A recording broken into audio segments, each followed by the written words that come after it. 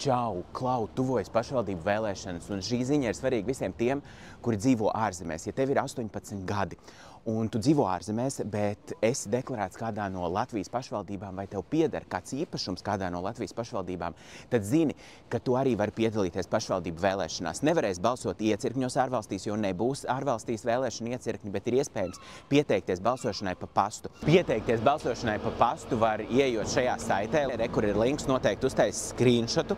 Piesakies balsošanai pa pastu, izprintē to vēlēšanu biļetenu, par kuru tu vēlies balsot. Nav jāprintē visi vēlēšanu biļeteni, aizpild vēlēšanu biļeteni, un pamācība, kā aizpildīt biļetenu, arī ir pieejama šajā saitē.